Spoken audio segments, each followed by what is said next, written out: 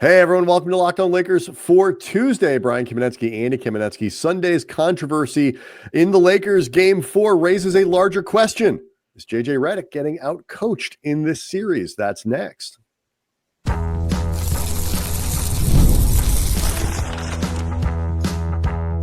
You are Locked On Lakers, your daily Los Angeles Lakers podcast, part of the Locked On Podcast Network, your team every day.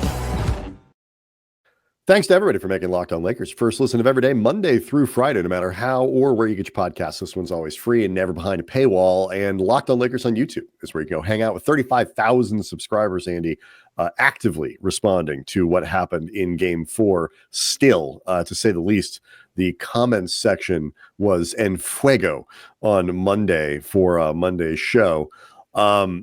And a lot of it is centered around the basic question, not just of strategic choices that JJ Redick made on Sunday, which we will continue to revisit, but whether or not Redick is really just being outcoached generally, or if this is about the Lakers roster. So we're going to break that down as well as look forward to Game 5.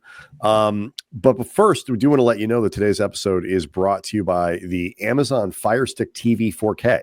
Turn any TV into your Xbox. No console needed. Head to Amazon.com/Fire TV Locked On to learn more. So, I mean, to say the least, Andy, people are still talking about the choices that were made Sunday.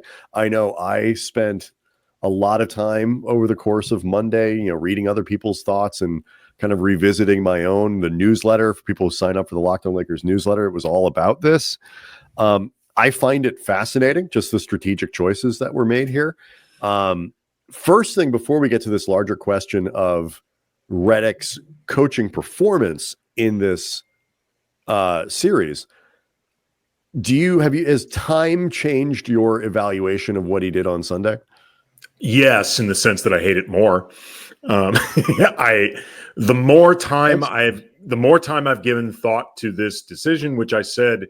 And, for those who want the receipts, it's on our Twitter timeline at Cam Brothers. I didn't like it in real time. I didn't like it when you and I discussed it in the postgame show. And I've given more time to thinking about it. I gave it more time to thinking about it while rewatching the fourth quarter. I've given more time to thinking about it while hearing other commentary, for what it is worth, that 100% agrees with me. Most people, to be fair, most of the universe is coming down on that was a boneheaded choice from JJ Redick. And also the fact that no coach has attempted this going back to like 96, 97, every single playoff game that has taken place. And surely at least one of those teams had a bench that the coach didn't trust. I just, especially too, when you take into the context that the Lakers were up 10 going into the fourth quarter. If it had been tied or they had been down, I could understand that more. I still don't think I would have agreed with it, but I could understand it more. But like I said, up 10 and with, say, Jordan Goodwin, who for what it's worth is the guy I think I would have chosen for a couple minutes. I said before, probably for Luka, because Luka looked like he needed the most rest, or for whomever. But whether it's Jordan, whether it's Gabe, whether it's Jared Vanderbilt, I don't think any of them were playing badly enough in this game that you can't, finger quotes, risk putting them out there on the floor for a couple minutes to relieve some guys who clearly were in need of relief, one of whom is 40. The other one was 36 hours removed from puking his guts out. Like, I just think JJ made an extreme decision, or JJ and the staff, whoever's part of the committee, whatever. I saw Nate McMillan casually walk away from the bench just to make sure he wasn't there. I'm just saying, I think it was a very extreme decision that was more than what was necessary. You can obviously never prove a negative how this plays out on Earth 2, but if from a process standpoint, I think it was bad process. I feel about the same. I mean, it obviously didn't work. They were, a couple smoked layups. LeBron missed one, Luka missed one. If they get that trip call near the end, or at the very least, even if the Lakers weren't shooting free throws, if it's just, or if you're not treating that one foul like the Zapruder film, no, but it was a foul. I mean, like, I think when you see right, but it's just, but the point crazy. Is, like, if it was just called a foul and the Lakers weren't going to go to the line, the losing that timeout really hurt. Yes, having to inbound from there really hurt, and so. All of those things, they were really close to being able to whether you believe having the strategy pay off, or if you are not fond of the strategy, getting away with it. Depending on your point of view. I think the interesting part of this to me, and I know you've talked about it, I saw a ton of people in the comments section, perhaps responding to stuff that you said, talking about it in the context of trust. And that's the one thing that I've been thinking about a lot. And I also think I'm least moved by, because I think the arguments over, okay, you're going to figure out who's going to, I agree with you. You probably put Goodwin in for Luka for 90 seconds of game time, which hopefully you can time it out to be 3 minutes or 3.5 minutes of human time. And maybe that makes a difference, and maybe it doesn't. I have no idea. That's probably what I would have done. You're opening yourself up to certain vulnerabilities, and I get it. But the trust part of this, like, especially looking ahead to Game 5, is just the part that I find least moving, because I don't look at it necessarily as like JJ doesn't trust Goodwin. JJ doesn't trust Vincent. I do think JJ doesn't trust Vando to do certain things. It's worth noting Vanderbilt played exactly like 1 minute more in Game 3, I think it was, or Game 2 than he did, despite not playing the entire second half. I've consistently said I think he should play Vando more. So this falls into no, I understand that. And we can get into that in the next, when we talk about JJ and his overall coaching in this series. But like, I look at it and I'm like, the guys you're not taking off the floor are LeBron James and Luka Doncic. You don't need to take Reeves off the floor. He was playing great in the third quarter, and you probably want to let him out there. And he's the only guy who got plenty of rest in the first half. So he's going to stay on the floor, I think. Otherwise, it's no point to give him rest. That's not the issue. I look at it and I'm like, he chose to keep two of the best players on the planet in the game. Obviously, potentially tired, potentially diminished, but just basically believing that Luka Doncic in Game 4 of a critical playoff game is a better player, even tired, than Vincent or Goodwin. I mean, by that logic, why does any coach ever take any stars I'm still okay out? with it. But I'm just saying, by that logic, why does any coach ever take any of his stars out? Why not just play all in the playoffs? They kind of don't. I mean, Edwards played the entire second half. Randall basically played. But other guys have subbed in, and Anthony Edwards is 23 and didn't look tired. Like, context matters. No, I get it, and I'm not saying that this is like an infallible strategy. It obviously fallible. No, it's a terrible strategy, is what it is. It's I don't agree. Idea. I didn't turn out right, but I don't agree. And obviously, we'll never know the other side. Like, what would have happened if Jordan Goodwin played 90 seconds in the game? No idea. Because I don't think there's a scenario where maybe you keep somebody like Goodwin out there for 90 seconds for LeBron of game time, 90 seconds of Luka for game time. So you're talking about 3 minutes for Goodwin, but there's zero scenario where they're, coming off where it's going to be longer than that. And I agree. Yeah. And I just think, if you're the only person, I think you can look at it and have this trust question pop up for Game 5, like these guys, quite frankly, go be a professional and play Game 5 and do the best you can when you're called on. But I think Vanderbilt.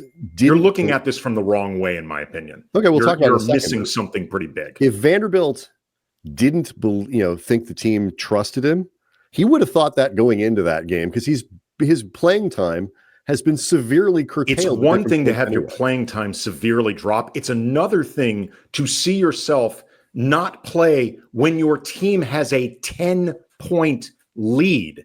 But like when things are actually we'll get to the Redick part here in a second. I actually think the 10-point lead thing is just as good of a reason to keep guys on the floor than to take them off. Because if you take Luka off the floor or you take LeBron, the Lakers have not performed well when Luka hasn't played in this series. I know. The numbers are not good. You take him off the floor for 2 minutes and that lead gets cut by 5 points, 6 points. That is a problem. Like that's maybe that doesn't happen either. Maybe it doesn't. Maybe the lead goes up. But I'm just saying, just because they were winning, to me, is not a good enough reason. I just think it's such a fatalist approach to coaching a game that inspires no confidence among your players. Like, forget the guys that didn't play. How much confidence are the 5 guys who did supposed to have moving forward with these guys when they know that the coach clearly does not trust them at all? I will answer that question next.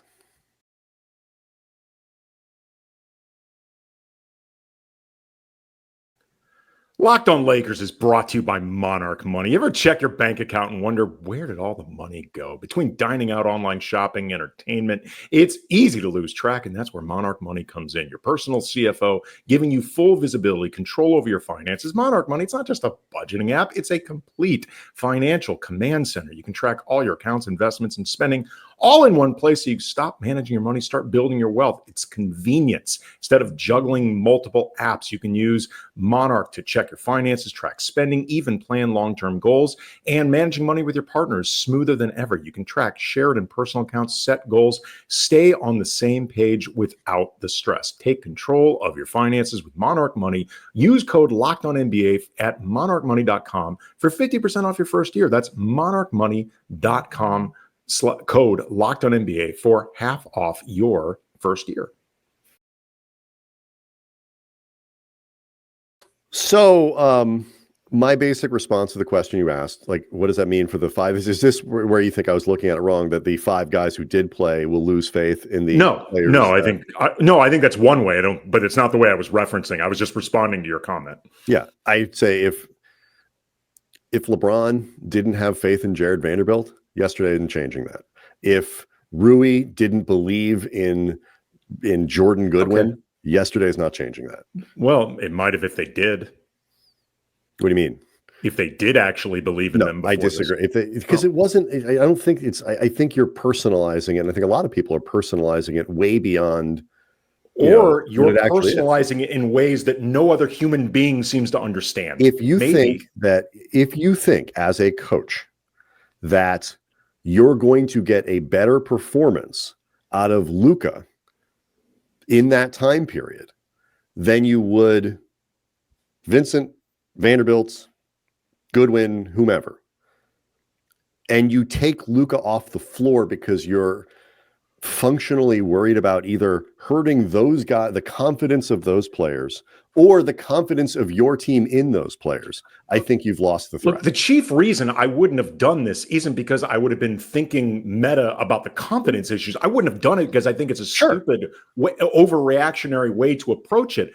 I'm just saying, in terms of the trust issue, which I think is clearly on display, and whatever confidence these guys are going to have moving forward. I mean, we've talked about this for years. Role players tend to struggle the more they think they're on a short leash.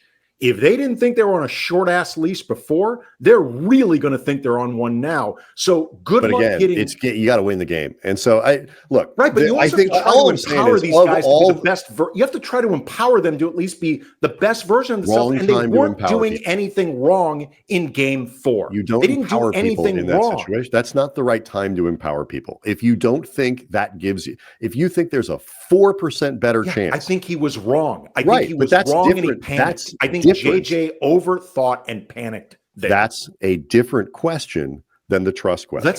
But I think it's an extension of the trust. I think this is, you can't separate it. I can.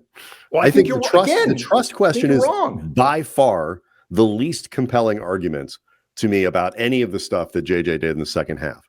But what I do think is important is all of this leads to the larger question of whether of sort of evaluating Redick's performance, because whether you think the Lakers blew the game because they were tired, because they were outcoached, because they were tired, outcoached because they were tired, because whatever it is, they also were stomped in the last 3 or 4 or 5 minutes of game 3. And so thankfully it'll feel like a fever dream for the 5 guys who kept playing 24 hours from now. They probably don't even realize it happened. Luka, I'm not sure remembers any of that game. Right. Now look, you could argue in that game that Luka should have sat down the stretch. I kind of don't think so. I think, you are dealt the hand that you have, a diminished Luka. You sort of, hope you can get the best out of him. And I'm not going down the stretch of that game. I'd rather have a sick Luka than a healthy Gabe Vincent or a healthy Vanderbilt or something, whatever it is. I just don't think there's an alternative there. But how has Redick performed in this series? Because I think my biggest criticism is, for whatever reason, and you can attribute a lot of this to Minnesota's defense, the Lakers' execution at the end of quarters and at the end of games has been miles below Minnesota. And that's what's hurt them. And, to what extent is that roster? To what extent is that matchup? To what extent is that coaching? Because coaching goes in there somewhere. Yeah, I mean, look, it's interesting because for all of the, I think, pretty strong criticism I've had of JJ for this decision, as we've been talking about it, the question of whether or not he's been outcoached in this series, to be totally honest, isn't one that's come up a lot for me, just because I think Chris Finch has probably done a better job in the aggregate, but I think he's also had more to work with. Mm-hmm. And that was something that we thought could theoretically be an issue in this series, even as 2 guys that predicted the Lakers to win the series. I think Finch has had more to work with. Like, remove this one piece. I think it's pretty clear by now how we both feel about it, whatever. Like, you are correct that particularly down the stretch of quarters and in fourth quarters, the Lakers have not executed particularly well. The fourth quarter, I rewatched the fourth quarter of this game, and my God, did it devolve into, and it was largely Austin and Luka, actually almost solely Austin and Luka. In the fourth quarter, Luka had a usage percentage of 36.4, Austin 31.8, LeBron 13.6, which is just bonkers. Rui 4.5. I'm pretty sure Rui's 2 shots and 1 pass that he kicked out to Austin for a 3 that Austin missed were the only 3 times Rui touched the ball. I'm not even exaggerating. He mostly was out there standing, waiting for the ball to come to him, or screening, rescreening, trying to unsuccessfully free up Luka as Luka was trying to run iso ball. How much of the fourth there for a second, though, because I think one of the questions is like, the iso ball thing is different than like when they try to run actions to get either switches. I think you can complain about, are they switch hunting too much? Are they like, what kinds of actions are they running? But sometimes all it is, one pin down screen, a guy comes up, and that's enough action to get you going. It's a screen at the top of the floor to get a guy going. And I don't even necessarily think it's so that a guy can play iso ball. It turns into that sometimes, but sometimes it's, the action that you want is to get. I don't even mean it when I said so he can run iso ball. I didn't mean it like, and maybe I wasn't clear, like that was the express goal. I just meant that's what it ultimately turned into result, because nobody ever moved the ball. And and obviously people are going to connect that to the strategy. And I think that has been, it is both. It was certainly a factor yesterday, or Sunday, I should say. But it was a factor in game 3. It was a factor in game 1.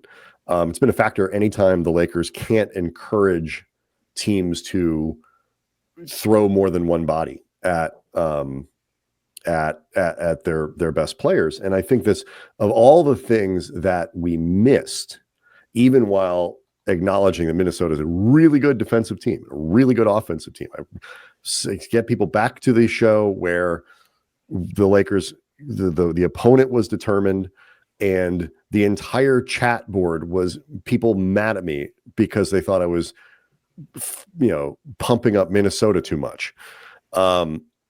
They are, but I don't think I underestimated how well equipped they would be to handle what the Lakers sort of are trying to do with their three best players offensively, and then certainly underestimated the level of play they'd get from Austin Reeves over the course of the series. Yeah, I mean, again, like I said, I'm sort of waiting for the whole who outcoached who conversation till the series is officially over. Right. I don't think JJ has been stellar in this series. I don't know if I'd go so far as to say he is the reason or top 2, top 3 reasons that the Lakers are down 3-1. Mm-hmm. But, we can get into this more coming up. And this, I think, is in some ways an extension of my general issue with his approach for the second half of Game 4. There have been a couple things that I don't quite understand why he has or has not been doing. So we can get into that coming up next. Locked on Lakers is brought to you by WayFair. Spring is here, and that means it's home project season. Whether you're refreshing a room, tackling a full renovation, WayFair is the best kept secret for all things home improvement, from small vanities like stylish cabinet hardware to major upgrades like new vanities, sinks, or outdoor lighting. WayFair has quality projects for every budget. They're free, fast shipping, makes it so easy for anybody. There's no hauling heavy items from the store. I'm doing this show right now with a thrown out back, so just the thought of that, it sounds horrific. I love that they have top brands like GE at great prices. The shopping is really easy. You are going to find exactly what you want to fit your space, your style. WayFair makes home improvement easy. Get started now at WayFair.com. That's WayFair.com. WayFair, every style, every home.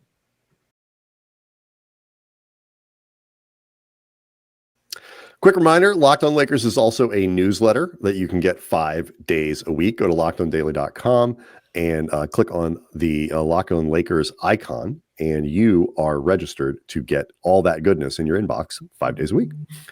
News. Yep.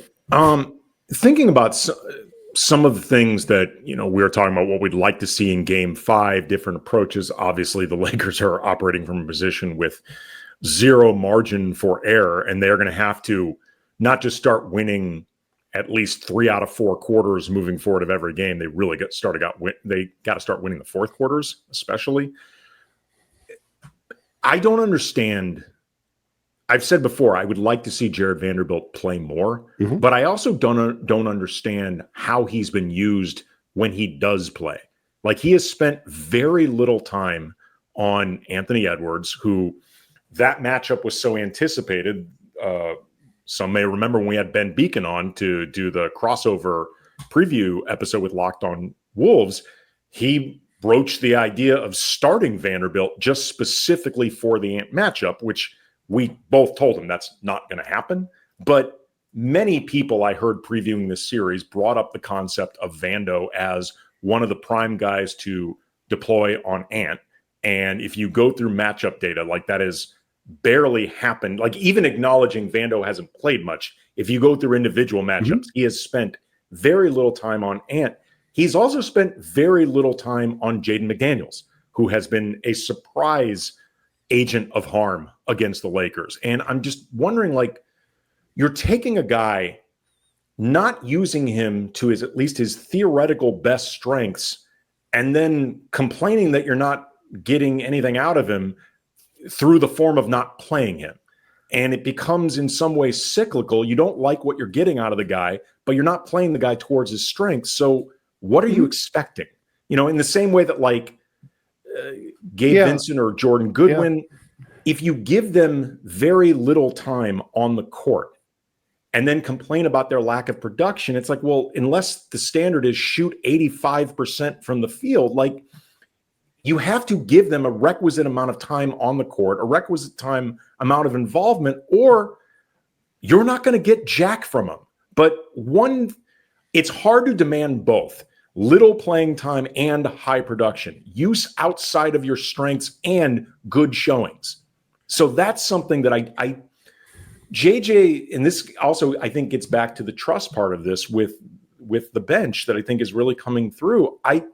I don't think he has always empowered these guys to get the most out of them. And then as that has gone along, he is clearly, at least in my opinion, The lack of trust is in neon bright lights. Mm-hmm. Well, no, I don't think there's any question he doesn't want to play his bench that much. I also think there's a good reason he doesn't want to play his bench very much because, you know, especially given who you put on the bench when those guys play, you know, there's just not a lot of space for, I'll be honest with you. I would like to see a little bit more Gabe and or Goodwin. I am more sympathetic to the Vanderbilt thing. I think Jordan has played well the last couple of games. I don't understand the reluctance to put him on the floor. I really don't. I mean, I just think he's, again, it's like, who are you taking off the floor? And I've already answered that question. I understand. I know that, but I mean, you can play. I mean, you're not. I would be. It seems to me to be strange to play Jordan Goodwin, 23 minutes a game, and there's obviously space between 23 minutes and 7.5. And so, is it like 12? Is it 8? Is it 9? Is it 10? And I definitely think that there is a concern that the staff has, and led by JJ, obviously, of diminishing returns. Like, here are the lineups that are the most effective. I think the biggest criticism that you can get isn't necessarily, are you using, Goodwin enough? Are you using Vincent enough? Because Gabe's had some minutes where he played a lot more. I mean, I think the last couple games have been dictated in part by just the urgency of needing to win the game. If the Lakers were up 2-1 instead of down 2-1, all of those guys would have played more. I suspect so, yeah. I mean, all of them would have. I mean, you still would have gotten big minutes from. Sure. You should get big minutes from. Right. And Minnesota Luka, probably LeBron, would have Rui. subbed less if they were up 2-1 or if they were down 2-1. So, like, I think some of this is just the rhythm and the whatever.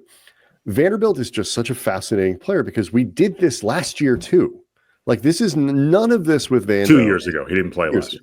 Right. None of this is new with Vando in terms of, and I think in the postseason, now some of this is belied a little bit by his, like, the net rating. He's got one of the better, of all the guys who are playing, his is as good as anyone's except for Jordan Goodwin.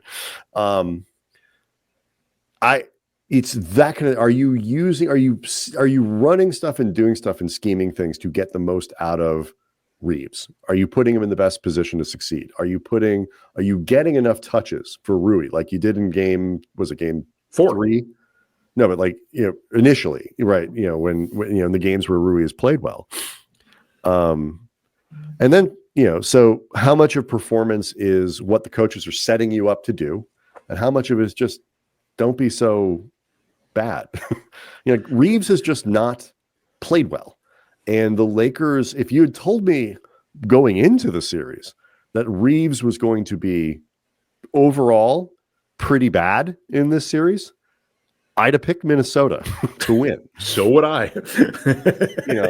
My assumption process was that Luka would be Luka, LeBron would be LeBron, and for the most part, from a scoring standpoint, certainly Luka has been. And defensively, LeBron has been largely a monster. Phenomenal. And I actually think Luka, for all the criticism he's got, I think Luka, game 3 aside, he's been fine. I talked about this on the upcoming NBA Squad Show West, that I think Luka has, for the most part, neither been the problem nor the solution defensively. He's fine. He's been fine.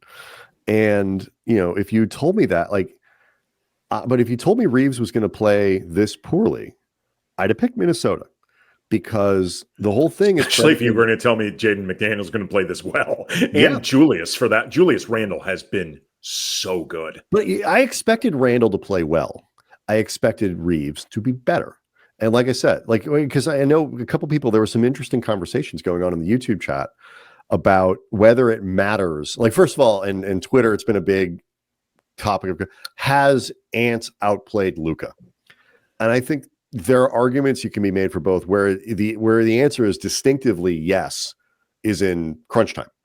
Game 3, mitigating circumstances, sure. Game 4, mitigating circumstances again. Whatever. Ant has been better than Luka down the stretch of games. Absolutely. Ant's been better by any measure than Luka. I think so. But it's, but like, whether Luka didn't have to be the best player in the series for the Lakers to win. But what couldn't happen and has is that Ant can't be the best player in the series, and then McDaniels and Randall are both better than Reeves. Yeah. Because now you're starting to get into Naz Reid, who is playing like Naz Reid, and Gobert is still an effective player. And now the depth of Minnesota is starting to creep up, and the top heaviness. And if you had told me that Jackson Hayes would be, I did not expect him to play big minutes in this series. I did not expect him to be completely unplayable. You said heading into this series that you did not sense this was a Jackson Hayes series. Compared to what it's become, you were calling for them to feature Hayes. You were predicting that Jackson would average like 50, 40, and 20 compared to what it's become. I thought they would spend more time not using Jackson because it was to their advantage to not use him because, it's the playoffs and he is still Jackson Hayes, whatever. I did not think it would be because they've really decided that they can't. And okay, we had talked about potentially for this show, and we'll table it because there will be time. The question of Mark Williams, we've had some people leave comments to us in the YouTube section of Locked On Lakers page. Always leave comments. We always look to try to implement them as much as we can.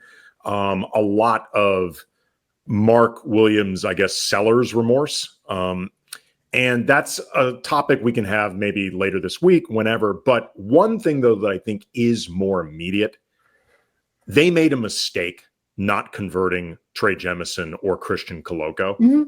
Because even if you don't think JJ would play either one of those guys, it was more clear down the stretch of the last 15 to 20 games of the regular season, which mattered a lot. The Lakers were jockeying for playoff position, trying to avoid the play-in. Those games mattered.